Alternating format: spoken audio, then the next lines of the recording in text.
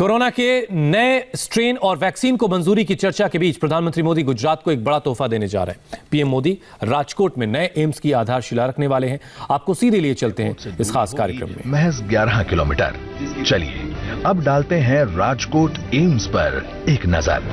750 bed, MBBS की 125 सीटें, 75 nursing सीटें और लाइब्रेरी, छात्रों के लिए हॉस्टल ब्लॉक्स, डॉक्टर्स तथा नर्सेस के लिए बनेंगे रेजिडेंस क्वार्टर्स और मरीज के साथ आए व्यक्ति को रहने की सुविधा के लिए भी 250 लोगों की क्षमता की धर्मशाला। इस संस्था में पहली बैच की पढ़ाई दिसंबर के तीसरे सप्ताह से शुरू की जा चुकी है। आरोग्य क्षेत्र में विकास के प्रति प्रधानमंत्री जी की प्रतिबद्धता का ही परिणाम है आयुष्मान भारत जैसी ऐतिहासिक योजनाएं। उनके ही लक्ष्य को जमीन पर उतार रहा है गुजरात।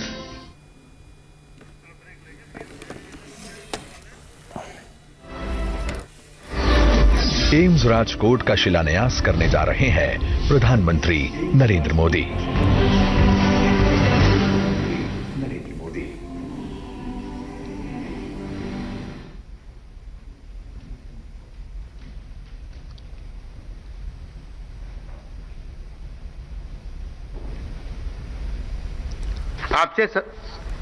आपसे सादर आग्रह है कि आप सभा को संबोधित करें।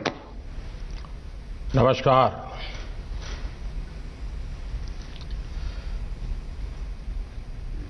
કેમ છે? ગુજરાતમાં ઠંડી વંડી છે કે નહીં?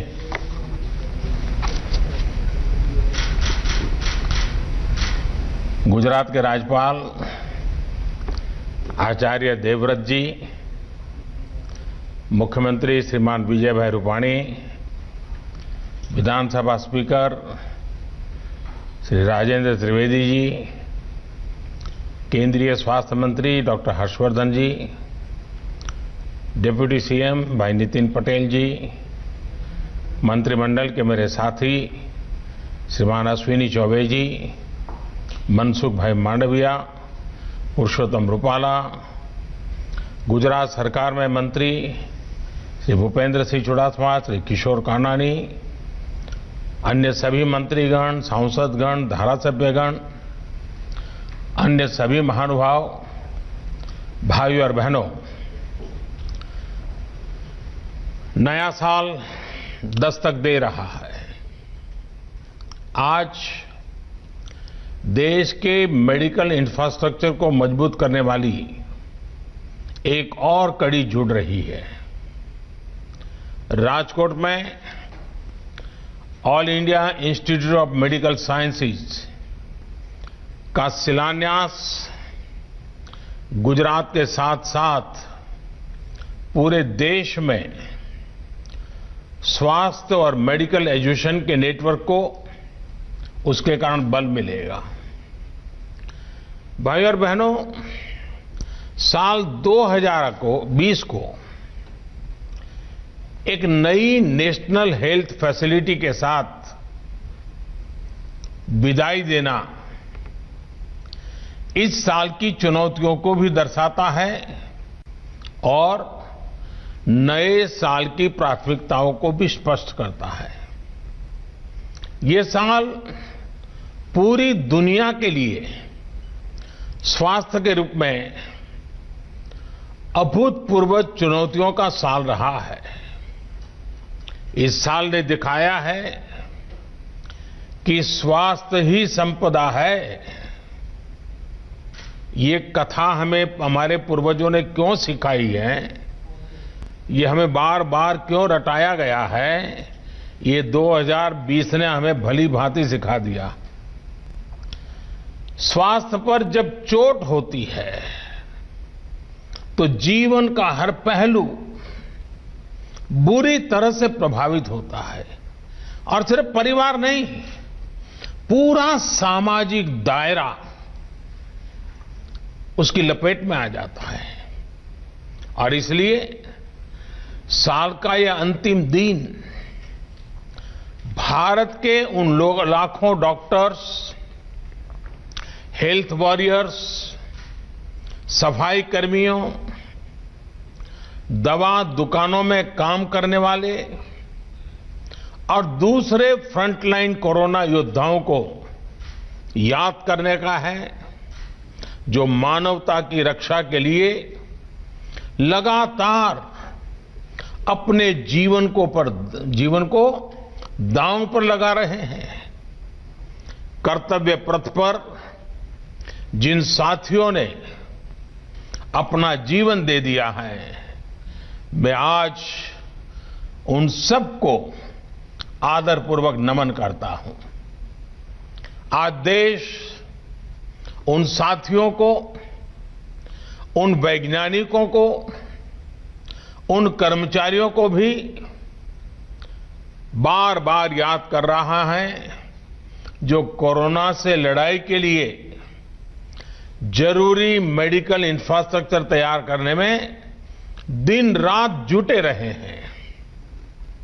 आज का दिन उन सभी साथियों की सराहना का है जिन्होंने इस मुश्किल दौर में गरीब तक भोजन और दूसरी सुविधाएं पहुंचाने में पूरे समर्पण के साथ काम किया। इतना लंबा समय, इतनी बड़ी आपदा, लेकिन ये समाज की सामूहिक संगठित ताकत, समाज का सेवा भाव, समाज की संवेदनशीलता, उसी का नतीजा है कि देशवासियों ने किसी गरीब को भी इस कठिनाई भरे दिनों में रात को भूखा सोने नहीं दिया। ये सब नमन के पात्र हैं, आदर के पात्र हैं। साथियों, मुश्किल भरे इस साल ने दिखाया है कि भारत जब एकजुट होता है तो मुश्किल से मुश्किल संकट का सामना वो कितनी प्रभावी तरीके से कर सकता है। भारत ने एकजुटता के साथ जिस प्रकार समय पर प्रभावी कदम उठाए, उसी का परिणाम है कि आज हम बहुत बेहतर स्थिति में हैं। जिस देश में 130 करोड़ से ज्यादा लोग हों, घनी आबादी हो, वहां करीब करीब 1 करोड़ लोग इस बीमारी से लड़कर जीत चुके हैं। कोरोना से पीड़ित साथियों को बचाने का भारत का रिकॉर्ड दुनिया से बहुत बेहतर रहा है। वहीं अब संक्रमण के मामले में भी भारत लगातार नीचे की तरफ जा रहा है। भाइयों और बहनों, साल 2020 में संक्रमण की निराशा थी, चिंताएं थी, चारों तरफ सवालिया निशान थे। 2020 की वो पहचान बन गई, लेकिन 2021 इलाज की आशा लेकर के आ रहा है। वैक्सीन को लेकर भारत में हर जरूरी तैयारियां चल रही हैं। भारत में बनी वैक्सीन तेजी से हर जरूरी वर्ग तक पहुंचे, इसके लिए कोशिशें अंतिम चरणों में हैं। दुनिया का सबसे बड़ा टीकाकरण अभियान चलाने के लिए भारत की तैयारियां जोरों पर है। मुझे विश्वास है कि जिस तरह बीते साल संक्रमण से रोकने के लिए हमने एकजुट होकर प्रयास किए, उसी तरह टीकाकरण को सफल बनाने के लिए भी पूरा भारत एकजुटता से आगे बढ़ेगा। साथियों, गुजरात में भी संक्रमण को रोकने के लिए और अब टीकाकरण के लिए तैयारियों को लेकर प्रशंसनीय काम हुआ है। बीते 2 दशकों में जिस प्रकार का मेडिकल इंफ्रास्ट्रक्चर गुजरात में तैयार हुआ है, वो एक बड़ी वजह है कि गुजरात कोरोना चुनौती से बेहतर तरीके से निपट पा रहा है। एम्स राजकोट गुजरात के हेल्थ नेटवर्क को और सशक्त करेगा, मजबूत करेगा। अब गंभीर से गंभीर बीमारियों के लिए राजकोट में ही आधुनिक सुविधा उपलब्ध हो रही है। इलाज और शिक्षा के अलावा इससे रोजगार के भी अनेक अवसर तैयार होंगे। नए अस्पताल में काम करने वाले लगभग 5,000 सीधे रोजगार उपलब्ध होंगे। इसके साथ साथ रहन सहन, खाने पीने, ट्रांसपोर्ट, दूसरी मेडिकल सुविधाओं से जुड़े अनेक अप्रत्यक्ष रोजगार भी यहां बनेंगे। और हमने देखा है कि जहां बड़ा अस्पताल होता है तो उसके बाहर एक छोटा शहर ही बस जाता है। भाइयों और बहनों, मेडिकल सेक्टर में गुजरात की इस सफलता के पीछे 2 दशकों का अनवरत प्रयास है, समर्पण और संकल्प है। बीते 6 सालों में पूरे देश में जिस इलाज और मेडिकल एजुकेशन को लेकर जिस स्केल पर काम हुआ है, उसका निश्चित लाभ गुजरात को भी मिल रहा है। साथियों, बड़े अस्पतालों की स्थिति, उन पर दबाव से आप भी भलीभांति परिचित हैं। स्थिति ये थी कि आजादी के इतने दशकों के बाद भी सिर्फ 6 एम्स ही बन पाए थे। 2003 में अटल जी की सरकार ने 6 और एम्स बनाने के लिए कदम उठाए थे। उनके बनाते बनाते 2012 आ गया था, यानी 9 साल लग गए थे। बीते 6 सालों में 10 नए एम्स बनाने पर काम शुरू कर चुके हैं, जिनमें से कई आज पूरी तरह से काम शुरू कर चुके हैं। एम्स के साथ साथ देश में 20 एम्स जैसे ही सुपर स्पेशलिटी हॉस्पिटल्स का निर्माण भी किया जा रहा है। साथियों, साल 2014 से पहले हमारा हेल्थ सेक्टर अलग अलग दिशा में अलग अलग अप्रोच के साथ काम कर रहा था। प्राइमरी हेल्थ केयर का अपना सिस्टम था। गांवों में सुविधाएं न के बराबर थी। हमने हेल्थ सेक्टर में हॉस्पिटल होलिस्टिक तरीके से काम करना शुरू किया। हमने जहां एक तरफ प्रिवेंटिव केयर पर बल दिया, वहीं इलाज की आधुनिक सुविधाओं को भी प्राथमिकता दी। हमने जहां गरीब का इलाज पर होने वाला खर्च कम किया, वहीं इस बात पर भी जोर दिया कि डॉक्टरों की संख्या में तेजी से वृद्धि हो। साथियों, आयुष्मान भारत योजना के तहत देश भर के दूर-दराज के इलाकों में लगभग 1.5 lakh health and wellness centre बनाने के लिए काम तेजी से चल रहा है। अभी तक इनमें से 50,000 सेंटर सेवा देना शुरू भी कर चुके हैं। लगभग 5,000 गुजरात में ही हैं। इस योजना से अब तक देश के करीब 1.5 करोड़ गरीबों को 5 लाख रुपए तक का मुफ्त इलाज मिला है।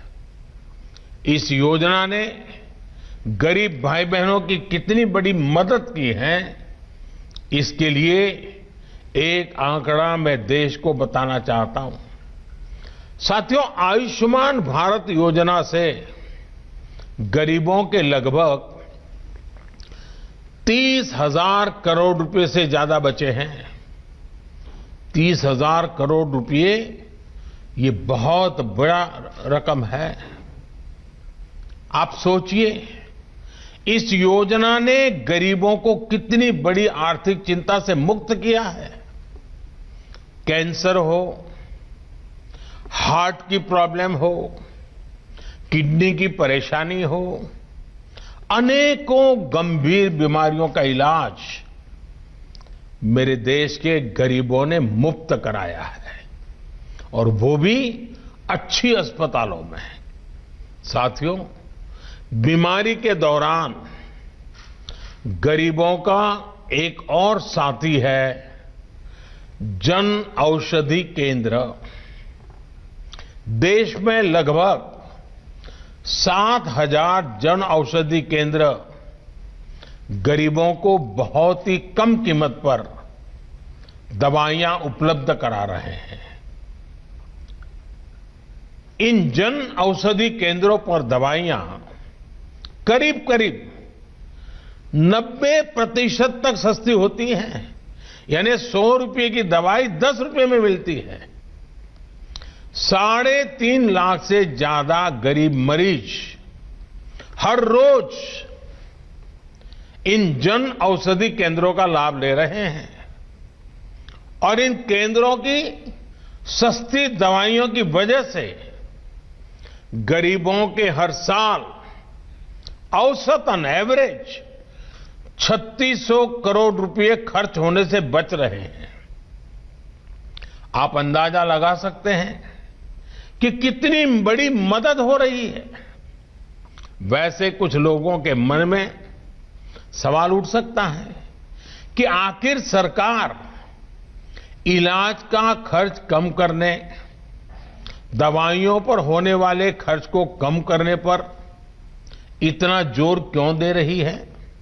साथियों, हम में से अधिकांश उसी पृष्ठभूमि से निकले लोग हैं।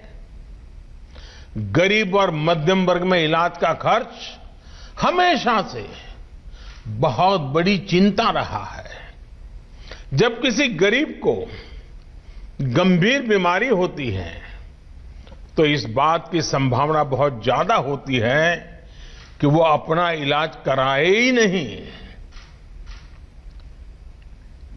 इलाज के लिए पैसे न होना, घर के अन्य खर्च, अपनी जिम्मेदारियों की चिंता व्यक्ति के व्यवहार में ये बदलाव ला ही देती है। और हमने देखा है, जब गरीब बीमार हो जाता है, पैसे नहीं होते हैं, तो वो क्या करता है, दोरे धागे की दुनिया में चला जाता है, पूजा पाठ की दुनिया में चला जाता है। उसको लगता है शायद वहीं से बच जाऊंगा, लेकिन वो इसलिए जाता है, हम ये ना कहें कि वो अंधश्रद्धा है, वो इसलिए जाता है कि उसके पास सही जगह पर जाने के लिए पैसे नहीं हैं, गरीबी उसको परेशान कर रही है। साथियों, हमने ये भी देखा है कि जो व्यवहार पैसे की कमी की वजह से बदल जाता है, वही व्यवहार जब गरीब के पास एक सुरक्षा कवच होता है तो वे एक आत्मविश्वास में बदल जाता है। आयुष्मान भारत योजना के तहत गरीबों का इलाज, लोगों की इस चिंता, इस व्यवहार को बदलने में सफल रहा है, जिसमें वो पैसे की कमी की वजह से अपना इलाज कराने अस्पताल जाते ही नहीं थे। और कभी कभी तो मैंने देखा है कि घर के जो बुजुर्ग हैं, ज्यादा बुजुर्ग नहीं, 45-50 साल की आयु, बड़े व्यक्ति, वे इसलिए बीमार दवाई नहीं कराते, वो कहते कर्ज हो जाएगा तो सारा कर्ज बच्चों को देना पड़ेगा और बच्चे बर्बाद हो जाएंगे। बच्चों की जिंदगी बर्बाद न हो, इसलिए कई मां बाप जीवन भर दर्द झेलते हैं और दर्द में ही मरते हैं, क्योंकि कर्ज ना हो, दर्द झेलें, लेकिन बच्चों के नसीब में कर्ज ना आए, इसलिए वो ट्रीटमेंट नहीं कराते हैं। खास पर यह भी सही है कि प्राइवेट हॉस्पिटल जाने की तो गरीब पहले कभी सोच ही नहीं पाता था। आयुष्मान भारत के बाद अब यह भी बदल रहा है। साथियों, अपने स्वास्थ्य की सुरक्षा का एहसास, इलाज के लिए पैसे की उतनी चिंता का न होना, इसने समाज की सोच को बदल दिया है और हम इसके नतीजे भी देख रहे हैं। आज हेल्थ और वेलनेस को लेकर एक सतर्कता आई है, गंभीरता आई है। और ये सिर्फ शहरों में हो रहा है ऐसा नहीं है, अब दूसरे देश के गांवों में भी, अब ये दूर सुदूर हमारे देश के गांवों में भी ये जागरूकता हम देख रहे हैं। व्यवहार में परिवर्तन के ऐसे उदाहरण अन्य क्षेत्रों में भी नजर आ रहे हैं। जैसे शौचालयों की उपलब्धता से लोगों को स्वच्छता के लिए और जागरूक किया है। हर घर जल अभियान लोगों को स्वच्छ पानी सुनिश्चित कर रहा है, पानी से होने वाली बीमारियों को कम कर रहा है। रसोई में गैस पहुंचने के बाद न सिर्फ हमारी बहन बेटियों का स्वास्थ्य सुधर रहा है, बल्कि पूरे परिवार में एक सकारात्मकता की सोच आई है। ऐसे ही प्रधानमंत्री सुरक्षित मातृत्व अभियान के गर्भवती महिलाओं को रेगुलर चेक आपके लिए प्रोत्साहित किया है और चेकअप के कारण उनको पहले से गंभीरता की तरफ इंगित कर दिया जाता है। इसका लाभ ये हो रहा है कि गर्भावस्था के दौरान जो कॉम्प्लिकेटेड केसेस होते हैं वो जल्दी पकड़ में आते हैं और उनका समय पर इलाज भी होता है। वहीं प्रधानमंत्री मातृ वंदना योजना के द्वारा ये सुनिश्चित किया जा रहा है कि गर्भवती महिलाओं को पर्याप्त पोषण मिले, देखभाल मिले। पोषण अभियान ने भी उनमें जागरूकता बढ़ाई है। इन सारे प्रयासों का एक बहुत बड़ा लाभ ये मिला है कि देश में मैटरनल मोर्टेलिटी रेट, माता मृत्यु दर पहले के मुकाबले काफी कम हो रहा है। साथियों, सिर्फ आउटकम परिणाम पर ही फोकस करना काफी नहीं होता है। इम्पैक्ट महत्वपूर्ण है, लेकिन इम्प्लीमेंटेशन भी उतना ही महत्वपूर्ण है। और इसलिए मैं समझता हूं कि व्यवहार में व्यापक परिवर्तन लाने के लिए हमें सबसे पहले प्रक्रिया में सुधार करना आवश्यक होता है। बीते वर्षों में देश ने इस पर बहुत जोर दिया गया है। इसका नतीजा यह है, हम देख रहे हैं कि देश के हेल्थ सेक्टर में जहां जमीनी स्तर पर बदलाव आ रहा है और लोगों को जो सबसे बड़ी चीज मिली है वो है एक्सेस, स्वास्थ्य सुविधाओं तक उनकी पहुंच। और मैं स्वास्थ्य और शिक्षा के एक्सपर्ट से आज ये भी आग्रह करूंगा कि वो सरकार की इन योजनाओं का बेटियों की एजुकेशन पर जो प्रभाव पड़ा है उसका जरूर अध्ययन करें। ये योजनाएं, ये जागरूकता एक बड़ी वजह है जो स्कूलों में बेटियों की ड्रॉप आउट रेट में कमी ला रही है। साथियों, देश में मेडिकल एजुकेशन को बढ़ावा देने के लिए भी मिशन मोड पर काम चल रहा है। मेडिकल एजुकेशन की मैनेजमेंट में जुड़ी समस्याओं में रिफॉर्म्स किए, पारंपरिक भारतीय चिकित्सा से जुड़ी शिक्षा में भी जरूरी रिफॉर्म्स किए।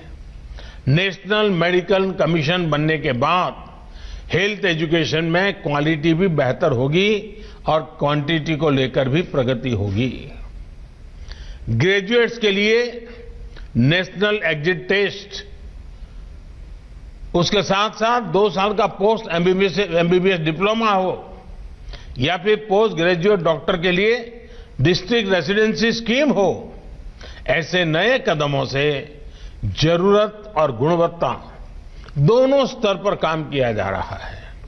साथियों, लक्ष्य ये है कि हर राज्य तक एम्स पहुंचे और हर 3 लोकसभा क्षेत्र के बीच में एक मेडिकल कॉलेज जरूर हो। इन्हीं प्रयासों का परिणाम है कि बीते 6 साल में एमबीबीएस के 31,000 नई सीटें और पोस्ट ग्रेजुएट में 24,000 नई सीटें बढ़ाई गई है। साथियों, हेल्थ सेक्टर में भारत जमीनी स्तर पर बड़े परिवर्तन की ओर बढ़ रहा है। अगर 2020 हेल्थ चैलेंजेस का साल था, तो 2021 हेल्थ सॉल्यूशंस का साल होने वाला है। 2021 में विश्व स्वास्थ्य को लेकर से और ज्यादा जागरूक होकर समाधानों की तरफ बढ़ेगा।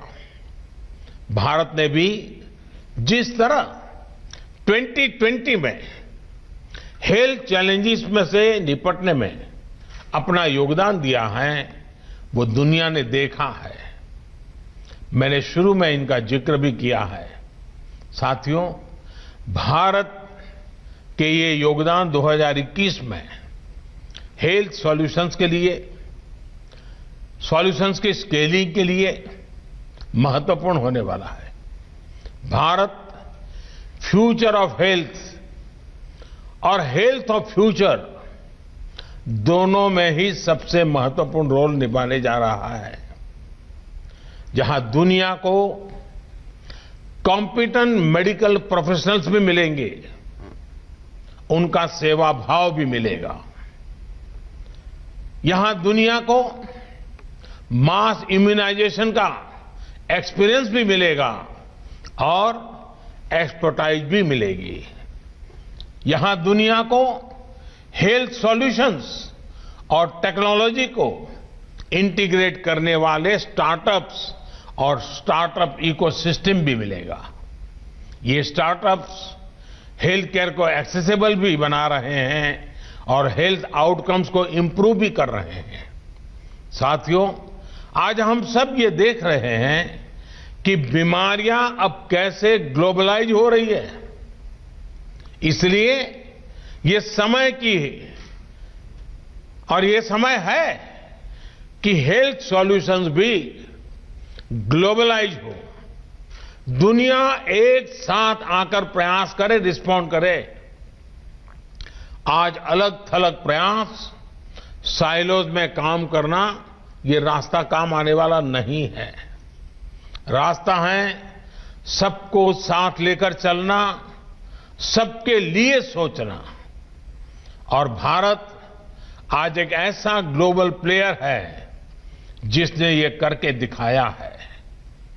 भारत ने डिमांड के मुताबिक एडप्ट, इवॉल्व एंड एक्सपांड करने की अपनी क्षमता को साबित किया है। हम दुनिया के साथ आगे बढ़े, कलेक्टिव एफर्ट्स में वैल्यू एडिशन किया और हर चीज से ऊपर उठकर हमने सिर्फ और सिर्फ मानवता को केंद्र में रखा, मानवता की सेवा की। आज भारत के पास क्षमता भी है और सेवा की भावना भी है। इसलिए भारत ग्लोबल हेल्थ का नर्व सेंटर बनकर उभरा है। 2021 में हमें भारत की इस भूमिका को और मजबूत करना है। साथियों, हमारे यहां कहते हैं, सर्वम अन्य परित्यज्य शरीरम पालयेदतः, यानी सबसे बड़ी प्राथमिकता शरीर के स्वास्थ्य की रक्षा ही है। सब कुछ छोड़कर पहले स्वास्थ्य की ही चिंता करनी चाहिए। नए साल में हमें इस मंत्र को अपने जीवन में प्राथमिकता के साथ उतारना है। हम स्वस्थ रहेंगे तो देश स्वस्थ रहेगा। और हम ये भी जाने, जो फिट इंडिया मूवमेंट चल रहा है वो सिर्फ नौजवानों के लिए ऐसा नहीं है। हर उम्र के लोग ये फिट इंडिया मूवमेंट से जुड़ने चाहिए। और ये मौसम भी फिट इंडिया के अपने मूवमेंट को गति देने के लिए बहुत अच्छा है। कोई परिवार ऐसा ना हो, चाहे योग की बात हो, चाहे फिट इंडिया की बात हो, हमें अपने आप को स्वस्थ रखना ही होगा। बीमार होने के बाद जो परेशानियां होती हैं, स्वस्थ रखने के लिए उतने प्रयत्न नहीं करने पड़ते हैं। और इसलिए फिट इंडिया, इस बात को हम हमेशा याद रखें, अपने आप को फिट रखें, अपने देश को फिट रखें, ये भी हम लोगों का कर्तव्य है। राजकोट के मेरे प्यारे भाइयों बहनों, गुजरात के मेरे प्यारे भाइयों बहनों, ये बात न भूलें कि कोरोना संक्रमण घट जरूर रहा है, लेकिन ये ऐसा वायरस है जो तेजी से फिर चपेट में ले लेता है।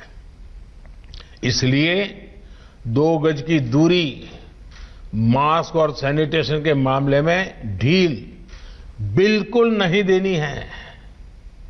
नया साल हम सभी के लिए बहुत खुशियां लेकर के आए। आपके लिए और देश के लिए नया साल मंगल हो।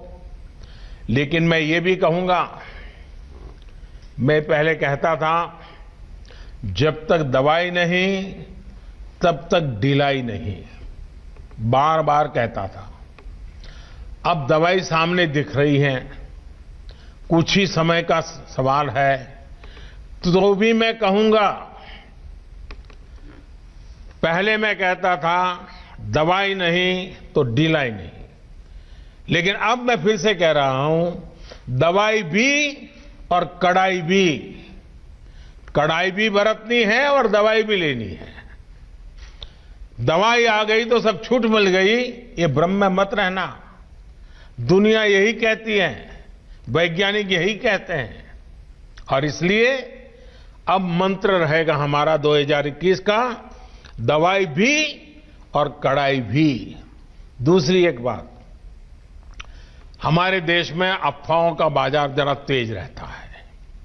भांति भांति के लोग अपने निजी स्वार्थ के लिए, कभी गैर जिम्मेदार व्यवहार के लिए भांति भांति अफवाहें फैलाते हैं। हो सकता है जब वैक्सीन का काम प्रारंभ हो तो भी अफवाहों का बाजार भी उतना ही तेज चलेगा। किसी को बुरा दिखाने के लिए सामान्य मानव का कितना नुकसान हो रहा है, इसकी परवाह किए बिना न जाने अनगिनत काल्पनिक झूठ फैलाए जाएंगे। कुछ मात्रा में तो शुरू भी हो चुके हैं। और भोले भाले गरीब लोग या कुछ बदइरादे से काम करने वाले लोग बड़े कन्विक्शन के साथ इसको फैलाते हैं। मेरा देशवासियों से आग्रह होगा कि कोरोना के खिलाफ एक अनजान दुश्मन के खिलाफ लड़ाई है। अफवाहों के बाजार गर्म न होने दें। हम भी सोशल मीडिया में कुछ भी देखा बिना फॉरवर्ड न करें। हम भी एक जिम्मेवार नागरिक के रूप में आने वाले दिनों में देश के अंदर स्वास्थ्य का जो अभियान चलेगा, हम सब अपनी तरफ से योगदान दें, हम सब अपनी तरफ से जिम्मेवारी उठाएं और जिन लोगों के लिए पहले ये बात पहुंचानी है उनमें हम पूरी मदद करें। जैसे ही वैक्सीन का मामला आगे बढ़ेगा, देशवासियों को समय पर उसकी सूचना मिलेगी। मैं फिर से एक बार 2021 के लिए आप सबको बहुत बहुत शुभकामनाएं देता हूं। અને રાજકોટના મારા ભાઈઓ બહેનોને આજે ઘણા સમય મને ફરી દર્શન કરવાનો મોકો મળ્યો છે। ખાસી મોટી સંખ્યામાં આપના બધાના દર્શન થઈ રહ્યા છે, આપના આશીર્વાદ મળી રહ્યા છે। મારા માટે દુઃખની પણ ઘડી છે, કારણ કે મારા એક અચ્છા મિત્ર ભાઈ અભય ભારદ્વાજ, એમને અમે ગુમાવી દીધા, કોરોનાને કારણે ગુમાવી દીધા। આજે જ્યારે રાજકોટવાસીઓની વચ્ચે આવ્યો છું ત્યારે ભાઈ અભયનું સ્મરણ થવું બહુ સ્વાભાવિક છે। હું એમને આદરપૂર્વક શ્રદ્ધાંજલિ પણ આપું છું અને ફરી એકવાર રાજકોટવાસીઓને, ગુજરાતવાસીઓના, એમ્સ ગુજરાતના કોને કોનાના લોકો માટે છે, સૌ ગુજરાતવાસીઓને એમ્સ માટે अनेक अनेक शुभकामनाओं, नवा वर्षની ખૂબ ખૂબ શુભકામનાઓ. धन्यवाद. तो प्रधानमंत्री ने राजकोट एम्स की आधारशिला रखी है आज, उसका शिलान्यास किया है, वर्चुअली ये शिलान्यास किया. आने वाले वक्त में ये 2022 तक ये बनकर तैयार हो जाएगा. लेकिन साथ ही साथ प्रधानमंत्री ने सचेत किया उस नए स्ट्रेन से जो इस वक्त भारत में एंट्री कर चुका है, जिसकी तादाद भी बढ़ रही है. और 2021 का मंत्र होगा दवाई भी और कड़ाई भी. नए स्ट्रेन को लेकर आगाह किया है एक बार फिर से प्रधानमंत्री नरेंद्र मोदी. 2021 को लेकर के प्रधानमंत्री ने और क्या खास बातें कही, आपको बताएंगे एक छोटे से ब्रेक के बाद.